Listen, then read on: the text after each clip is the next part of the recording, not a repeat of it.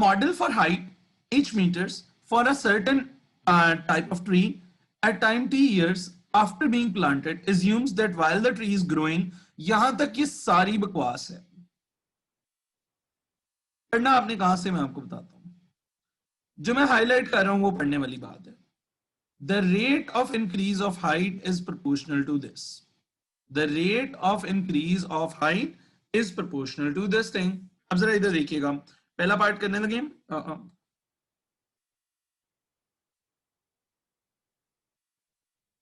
Rate of increase of height is proportional to 9 minus h whole raised to power 1 by 3 है, ठीक है। अब जरा देखिए, rate of increase of height क्या होगा जी, dh by dt।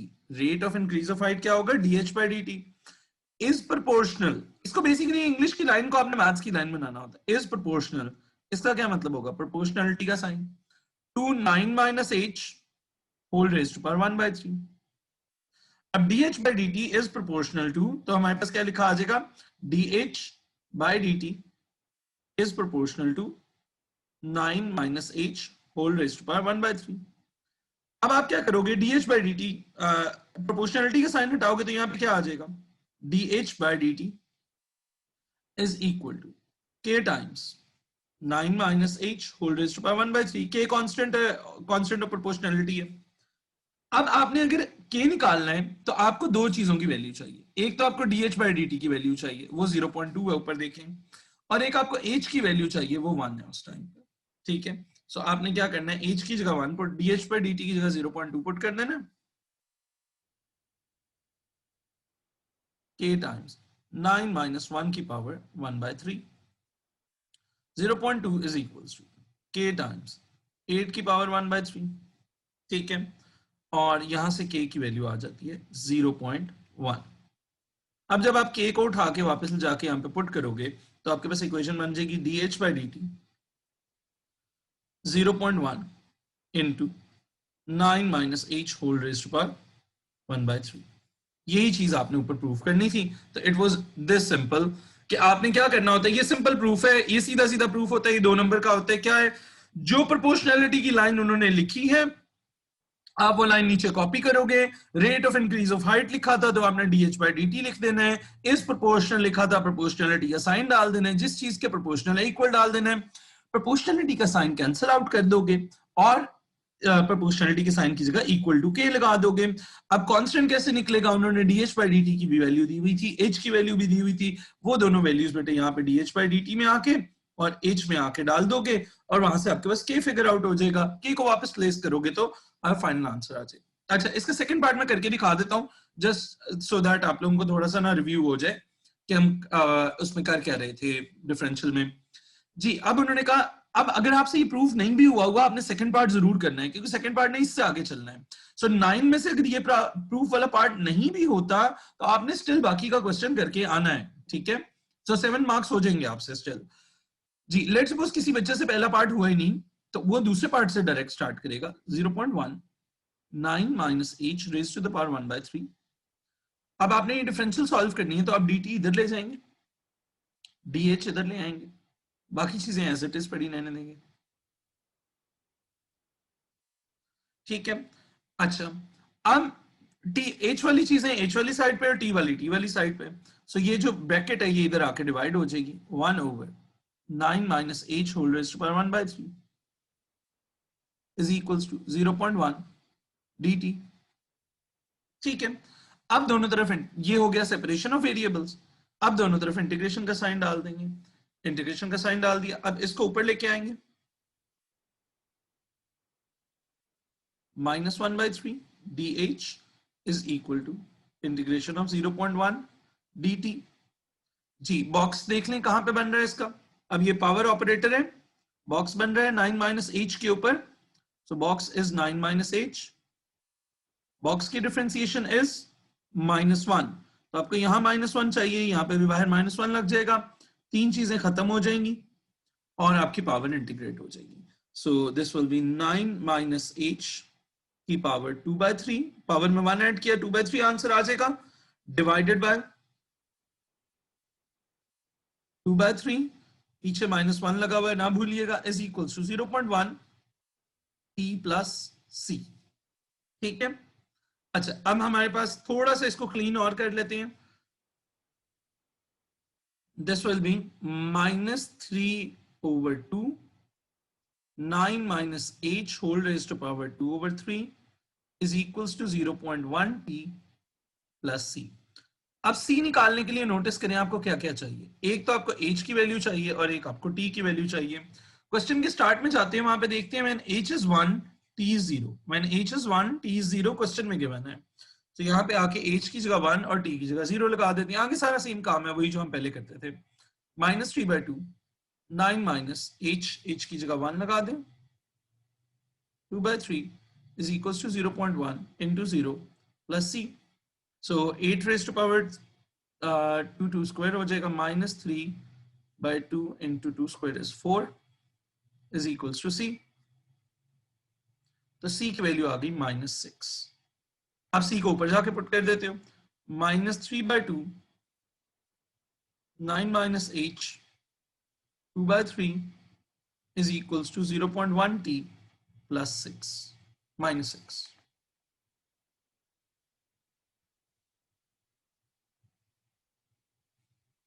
ठीक है, अच्छा अब हमने क्या बनाना था, express h in terms of t, यहां से मेक h द सब्जेक्ट। अब मैं वो आगे वाला नहीं कर रहा, यहां से h को सब्जेक्ट बना लेना।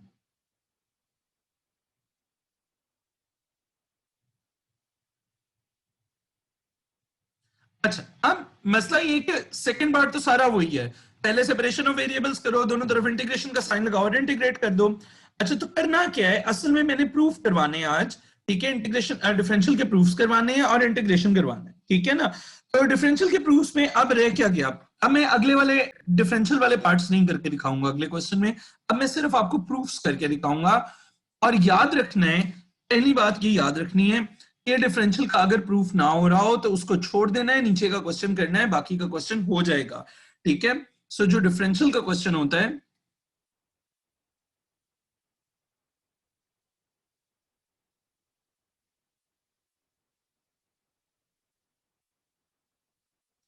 जो डिफरेंशियल इक्वेशन का क्वेश्चन होता है उसके अंदर दो कंपोनेंट्स होते हैं, एक प्रूफ होता है,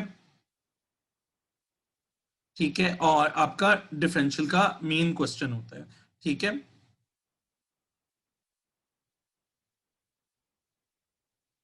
डिफरेंशियल वाला पार्ट होता है, ठीक है, इसके अंदर मार्क्स 10% और 90% के हिसाब से अक्सर डिवाइडेड होते हैं।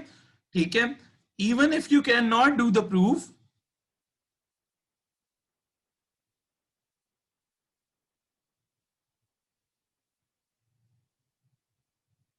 डू द सेकेंड पार्ट, सारे मार्क्स वहां पे बने हुए हैं। और प्रूफ का ताल्लुक इंटीग्रेशन से नहीं है, यहां पे rate of formation of substance is proportional to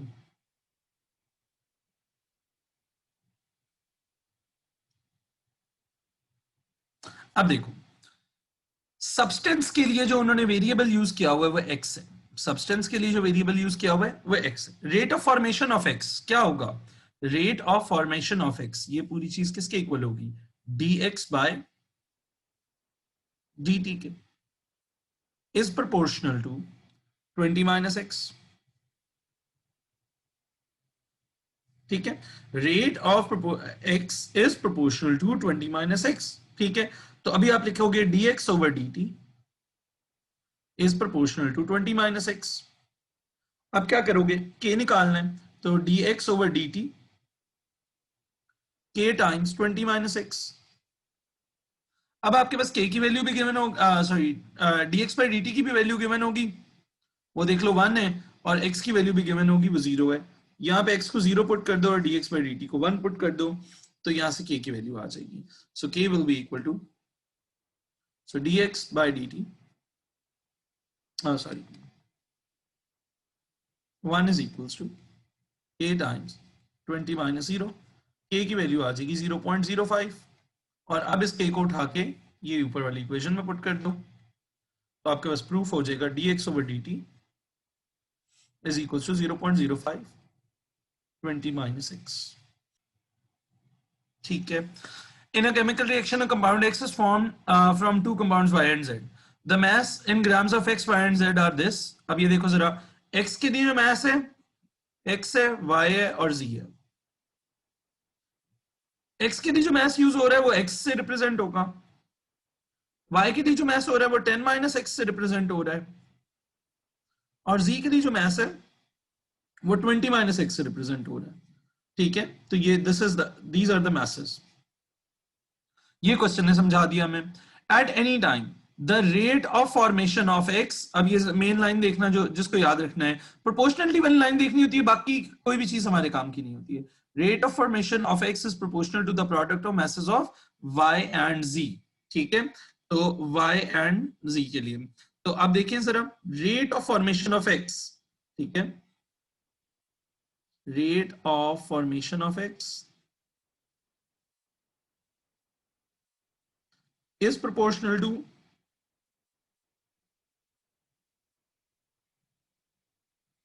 to product of masses of y and z. जी जरा देखते हैं, हम इसको ब्रेक डाउन करते हैं. Rate of formation of x, ये क्या होगा जी, dx/dt, क्योंकि x के लिए x यूज हो रहा था सिंबल, यहाँ पे ये x था.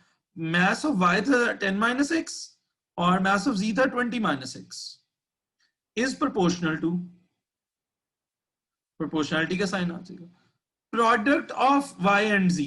तो product of y and z क्या होगा जी, 10 minus x into 20 minus x, दोनों का y और z का प्रोडक्ट.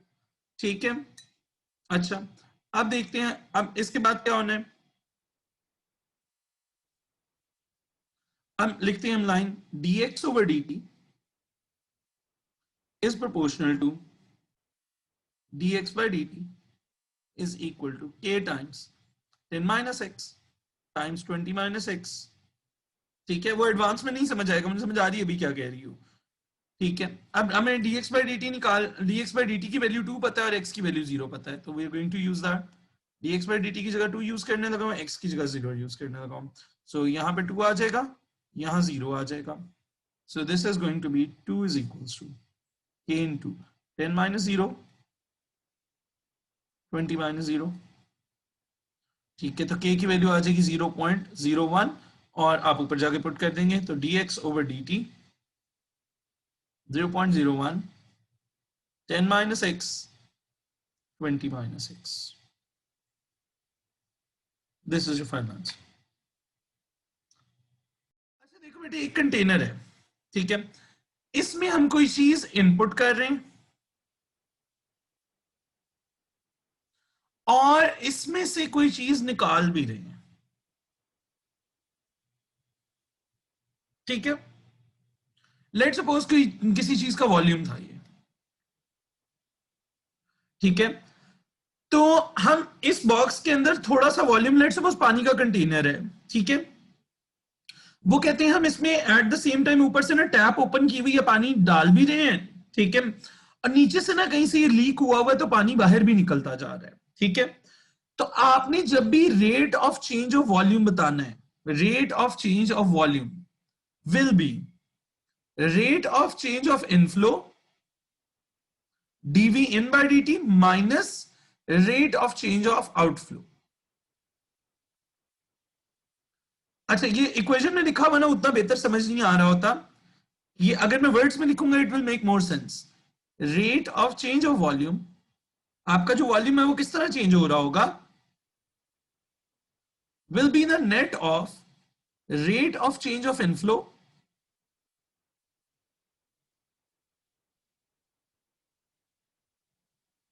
वॉल्यूम का inflow minus rate of change of volume का आउटफ्लो.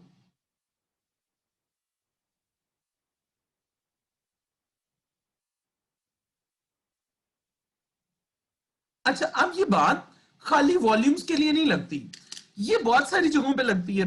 अक्सर केमिकल रिएक्शंस हो रहे होते हैं तो हम उसमें से ना कोई चीज फॉर्म हो रही होती है और हम उसको निकालते भी जा रहे होते हैं साथ साथ, ठीक है, वो जितनी बन जाती है उसको उतना निकाल लेते हैं बाहर।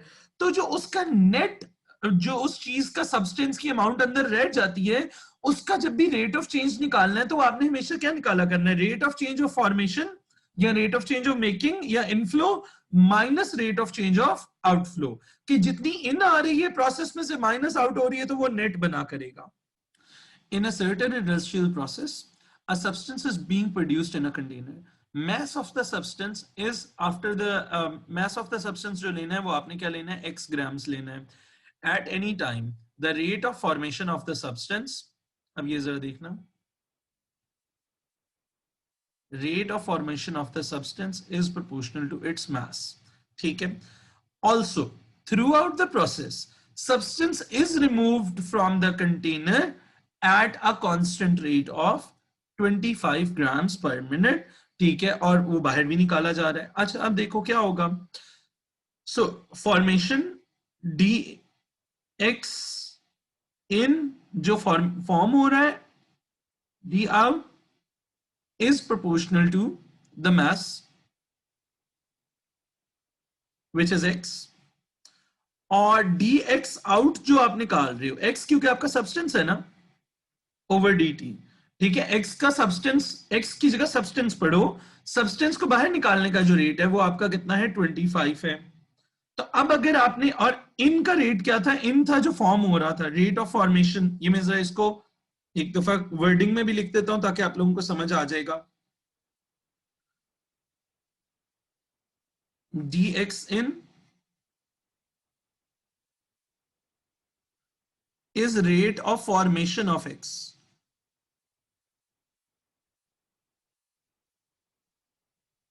जितनी स्पीड से वो सब्सटेंस अंदर आ रहा है उस प्रोसेस के, dx out over dt, rate of substance removed.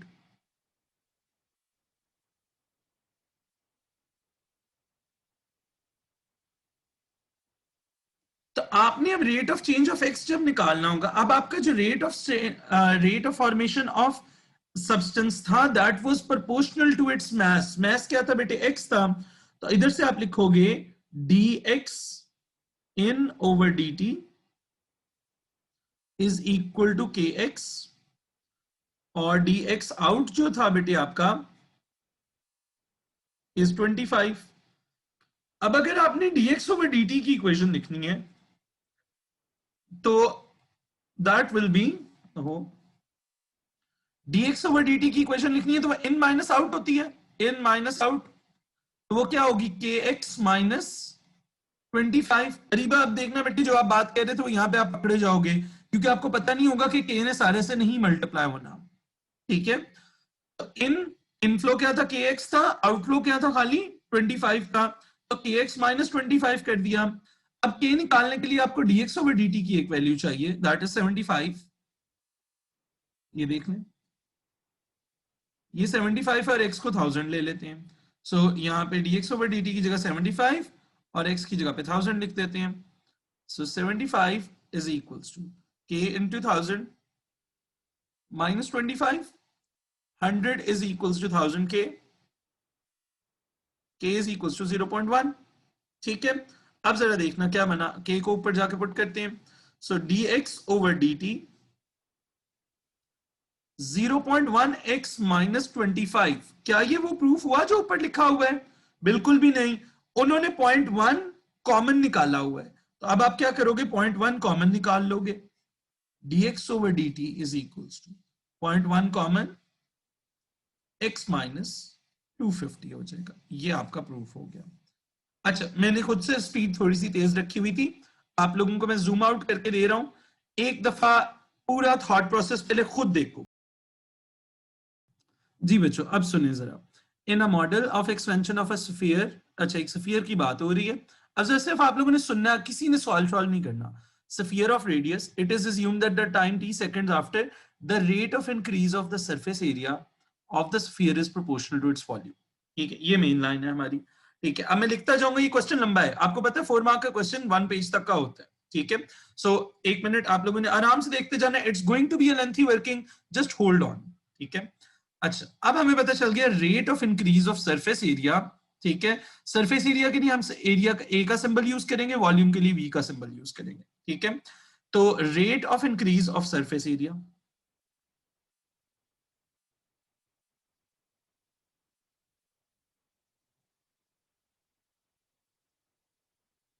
which is A is proportional to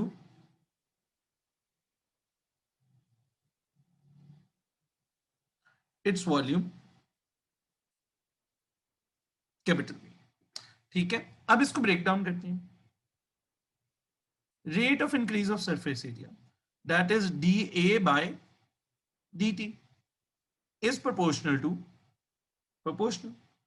its volume, ये वॉल्यूम आ गया, वॉल्यूम का हमें फॉर्मूला भी बताया। सो हम लिख लेते हैं dA by dt is equal to k times 4/3 pi r cube। मैं एक स्टेप और कर देता हूं ताकि कुछ लोग जो कंफ्यूज होंगे वो ना हो कि मैंने पहले जो स्टेप बीच में लिखा होगा, that would be dA by dt is equals to k times the volume। ठीक है, और वॉल्यूम की जगह मैंने बाद में ये लगा दिया। अब एक बात नोटिस करें कि आपकी प्रूफ की लेफ्ट हैंड साइड और आपके क्वेश्चन की लेफ्ट हैंड साइड सेम नहीं है। अगर आप के फाइंड भी कर लो तो आपका प्रूफ नहीं होगा फिर भी, क्यों? आपकी लेफ्ट हैंड साइड सेम नहीं है। ठीक है, अब इस लेफ्ट हैंड साइड ने सेम कैसे होना है? इसने सेम होना है चेन रूल से। ठीक है, अब हम आ जाते हैं कि जी हमारे चेन रूल से क्या काम है। आप जरा राइट साइड पे देखिएगा, जब भी आपकी लेफ्ट हैंड साइड की साइड सेम ना हो, जिनको चेन रूल नहीं भी आता ना, मैं सिखा लूंगा, सिर्फ सुनते रहिएगा। ठीक है, don't need to remember chain rule, वहां से क्या होगा। अगर आपके चेन रूल की लेफ्ट हैंड, अगर आपकी लेफ्ट हैंड साइड प्रूफ की ना सेम हो क्वेश्चन के प्रूफ के साथ, तो अब आपने क्या करना है? आपने पहले लिखना है ए, जो आपके लेफ्ट हैंड साइड पे वेरिएबल है। आपको dA by dt की जगह dR by dt चाहिए। आपने दूसरी जगह पे लिखना है R, और आपने तीसरी चीज लिखनी है T। ए के नीचे ए का रेट लिख देना, dA by dt। आर के नीचे आर का रेट लिख लेना है, dR by dt। अब ए और आर की एक कनेक्टिंग इक्वेशन होगी, वो यहां पे लिख लिया करना, बल्कि टी की जगह पे ना कनेक्टिंग इक्वेशन लिख लो। अब एरिया और रेडियस की कनेक्टिंग इक्वेशन होती है area is equal to 4 pi r square. ठीक है, इसके नीचे इसकी डेरिवेशन लिख लेनी है, dA by dR। ठीक है, पहले आपने वो वेरिएबल लिखना है जो आपके पास है। आपके पास ए था, आपको ए की जगह क्या चाहिए? आर चाहिए। आपने पहले ए लिखा, ए के नीचे ए का रेट, आर के नीचे आर का रेट। ए और आर की कनेक्टिंग इक्वेशन उसके आगे लिख लेनी है, उसकी डिफरेंशिएशन नीचे लिख देनी है। अब बेटे यहां से हम एक चेन रूल बनाने लगे। अब हम यहां से एक चेन रूल बनाने लगे। चेन रूल कैसे बनेगा? आप नोटिस करो किस किस का न्यूमरेटर और डिनोमिनेटर कैंसिल आउट हो रहा है।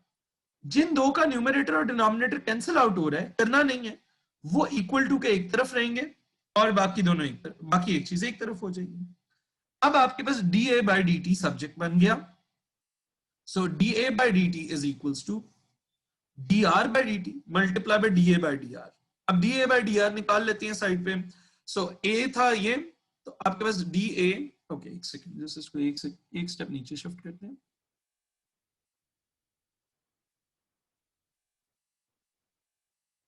और अगर आप इसको वाकई असल में भी, सॉरी एक सेकंड, हाँ, अगर आप इसको असल में भी डिफरेंशिएट करते dA by dR, तो वो आना था 8 पाई R।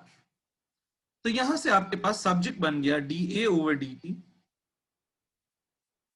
Is equal to dR over dt multiply by 8 pi R। Now substitute this in your proof।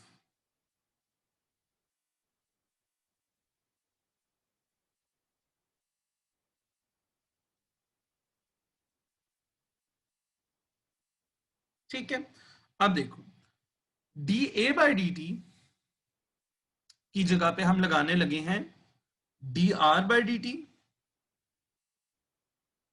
into 8 pi R is equals to k times 4/3 pi R cube। अब मैं करूंगा dR by dt is equal to k into 4/3 pi r cube times 1/8 pi r। अब notice करें पाई पाई से cancel हो जाएगा, एक r cancel होकर r स्क्वायर बचेगा, एंड 4 times 1 4 times 2 is 8। तो अब आपके पास बच गया dr/dt is equals to k/6, नीचे 2 3 6 बचेगा, r स्क्वायर। अब आपका लेफ्ट हैंड साइड हो गया सेम। अब आप k की वैल्यू निकाल सकते हो, कैसे? क्वेश्चन में r गिवन है आपको 5 और dr/dt गिवन है 2, तो dr/dt की जगह पे 2 लगा देंगे, यहां पे लगा देंगे 5 स्क्वायर, यहां से k की वैल्यू निकाल लेते हैं।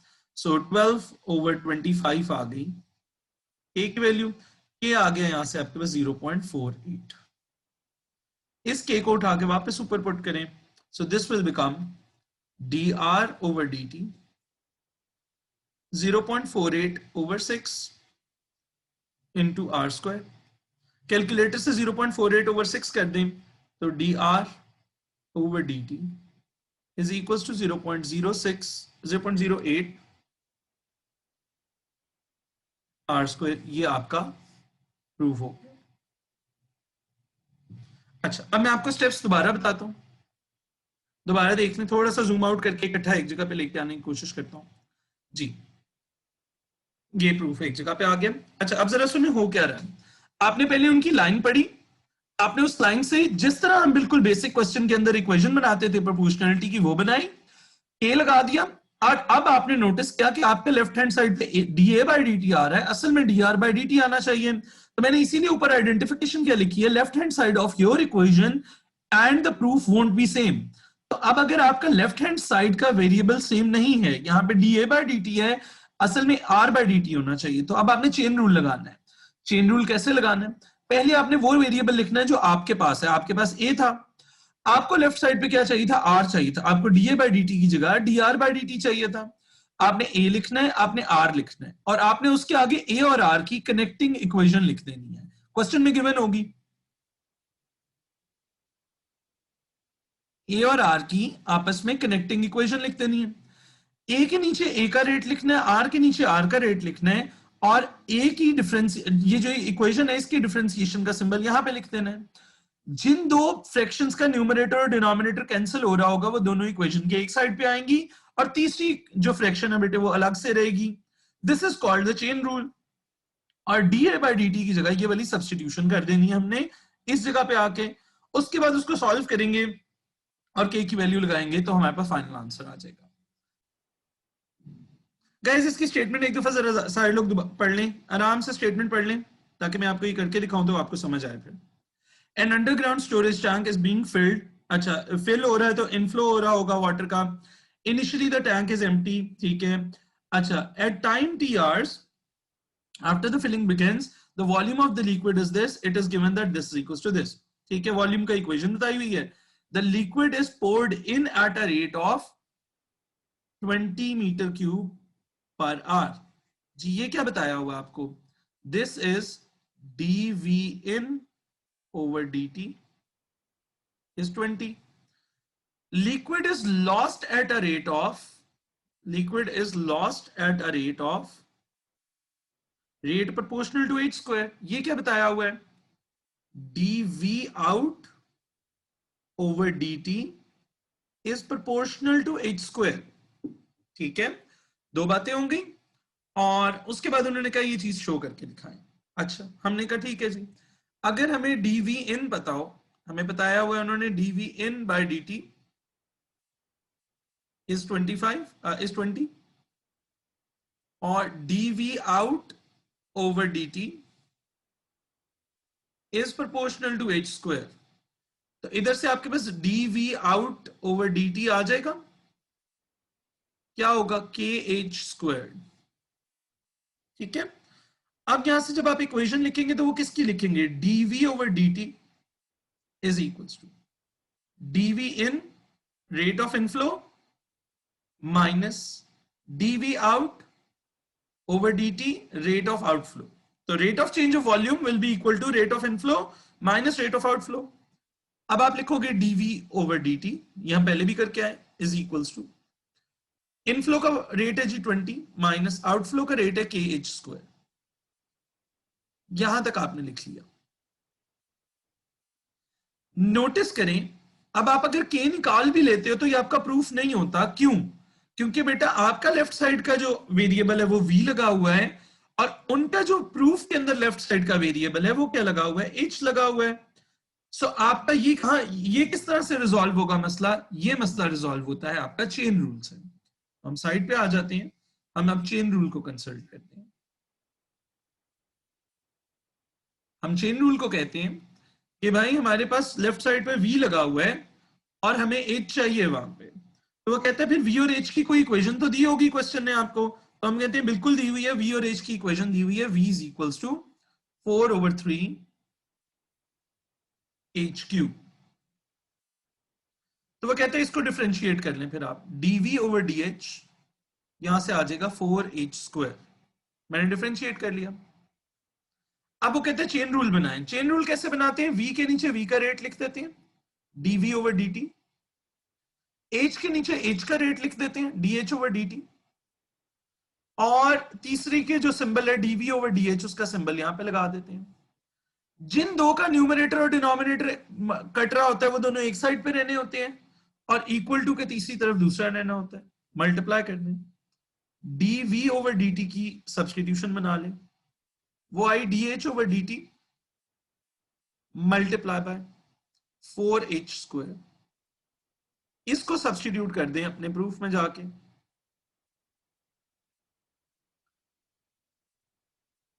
और नोटिस करें क्या ये जो मैं आज काम करवा रहा हूं इसका डिफरेंशियल इक्वेशन से कोई ताल्लुक है? बिल्कुल भी नहीं है। ये चेन रूल हमने डिफरेंशिएशन में पढ़ा हुआ है, तो लोग बड़े गलत रिलेट करते हैं इसको उनको लगता है हमारा डिफरेंशियल इक्वेशंस वीक है। बेटे डिफरेंशियल इक्वेशन का इन प्रूफ्स के साथ कोई ताल्लुक नहीं है, वो बिल्कुल एक डिफरेंट पार्ट है, उसको डिफरेंट तरीके से करना है आपने। ठीक है जी। अब dv ओवर dh की जगह यहां पे आके पुट कर दें, this will be dh over dt into 4h² is equals to 20 minus kh²। dh over dt is equal to 20 over 4h² minus kh² over 4h²। दोनों को 4h² से डिवाइड कर दिया, तो मेरे पास आ गया dh over dt is equals to 5 over h²। ये देखो अभी काफी शक्ल निकल आई है, माइनस k over 4। अब आप यहां से k की वैल्यू निकाल सकते हैं। कैसे निकालेंगे? क्वेश्चन में बताया हुआ उन्होंने, a की dh by dt की जगह पुट करेंगे 4.95 और h की जगह पुट करेंगे 1। सो 4.95 is equals to 5 over 1 square minus k over 4। so k over 4 will be 0.05। okay? और k की वैल्यू आ जाएगी यहां से आपके पास 0.2। आई थिंक मैंने कैलकुलेशन ठीक किया, ये जरा मेरे साथ करवाना कैलकुलेशन। 5 minus 4.95 into 4। हाँ ठीक है। अब k की जगह जाके ना 0.2 लगा देते हैं वापस जाके, तो अब हमारे पास आ जाता है dh ओवर dt। अब 4 मार्क्स से बेटे एक पेज तो भरेगा, 4 मार्क्स के लिए आपको पता है P3 का स्टैंडर्ड है 1 पेज लगना है आपका, तो वहां पे घबराना नहीं है। माइनस 0.2 ओवर 4, 0.2 ओवर 4 कैलकुलेटर से कर दे तो हमारे पास आ जाता है 1 ओवर 20। सो ये प्रूफ हो गया dh over dt 5 over h² minus 1 over 20।